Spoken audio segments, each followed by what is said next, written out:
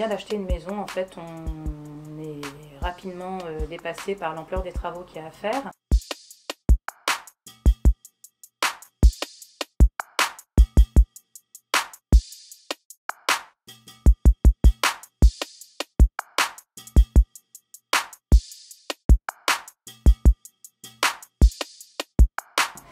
Donc souvent dès l'achat, en fait, les clients souhaitent avoir une vision globale, en fait, de l'ensemble des travaux à réaliser.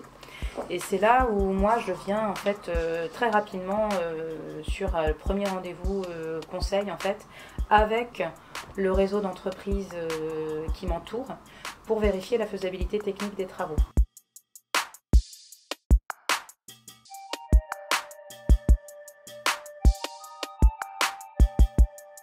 On est au Quai de la Fosse avec toi, Lucie. Bonjour. Bonjour Élise. La question qu'on se pose aujourd'hui, c'est pourquoi il est intéressant, quand on achète un bien, une maison, de faire appel à un maître d'œuvre, un architecte, un architecte d'intérieur, etc. C'est d'abord d'être accompagné, en fait, pour avoir une vision globale et savoir comment on va pouvoir prioriser les travaux et peut-être les phaser. Voilà. C'est d'avoir quelqu'un qui va coordonner l'ensemble de tout ça, parce que ça demande beaucoup de temps et puis que c'est compliqué de faire des choix déjà soi-même. Donc c'est un regard extérieur qui va amener son réseau d'experts et d'entreprises pour un gage de confiance et de qualité des travaux qui vont être réalisés. Tu as l'habitude de travailler plutôt avec des acteurs locaux? Tout à fait. Je fais partie du réseau Ecobat, qui est un réseau d'éco-construction d'abord en Pays de Loire, mais qui s'étend sur toute la France, qui a l'avantage, en fait, de rassembler tous les interlocuteurs de la chaîne du projet de la construction, donc en partant des ingénieurs pour la partie thermique, structure, du thermicien, donc, et puis de toutes les entreprises expertes en rénovation thermique. Donc c'est un gros avantage. Est-ce que tu peux nous dire quel est l'intérêt de se lancer dans une rénovation thermique performante?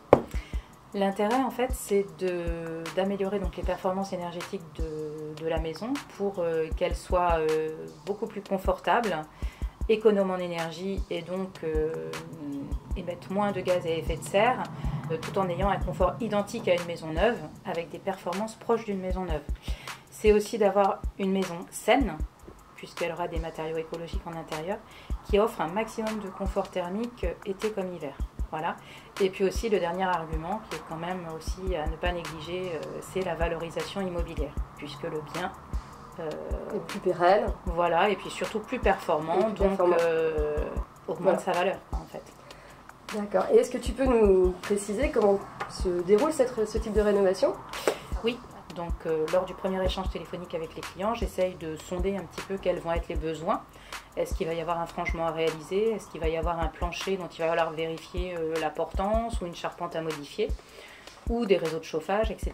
Et donc je viens directement avec les entreprises pour qu'on gagne du temps et qu'on essaye de dégrossir au maximum ce qui est faisable de ce qui n'est pas faisable.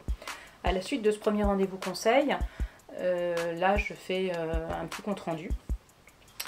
Et je vais proposer une mission d'avant-projet qui va systématiquement commencer par une étude thermique avec un thermicien partenaire qui va pouvoir définir les objectifs que les clients vont souhaiter atteindre, donc en termes de performance énergétique. Est-ce que ça va être une rénovation, on va dire, performante, mais juste pour atteindre la réglementation thermique en vigueur, ou est-ce que les clients vont souhaiter atteindre une labellisation BBC qui là permet d'obtenir des aides supplémentaires et surtout une performance encore avec des exigences de travaux plus importantes.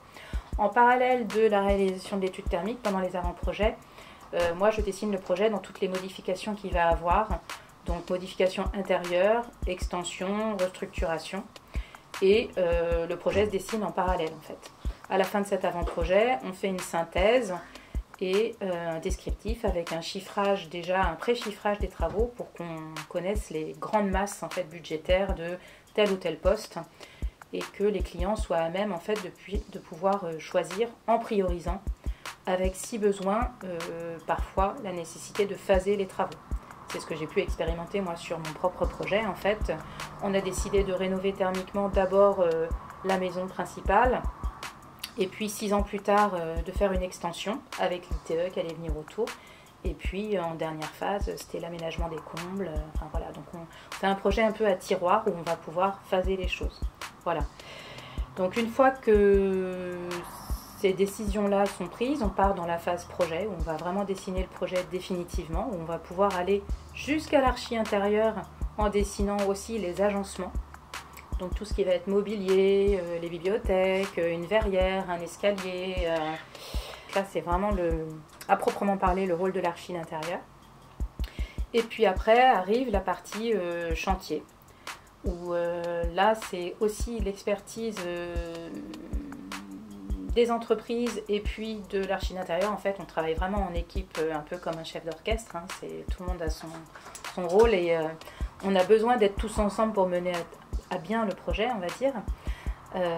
Où là, il faut avoir anticipé un maximum de points techniques pour que le chantier se profile le plus sereinement possible.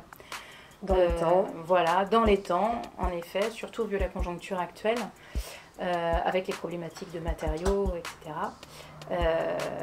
Et là, l'expertise d'Ecobat est vraiment un gage de qualité, puisque l'engagement et la qualité du travail réalisé est un gage de résultat et d'obtention de performance, puisque quand on va chercher une labellisation BBC, on va avoir des tests d'étanchéité à l'air, à mi-chantier, parfois au début de chantier, à mi-chantier et à la fin. Et là, les résultats du test sont vraiment révélateurs de la qualité du travail accompli par tout le monde.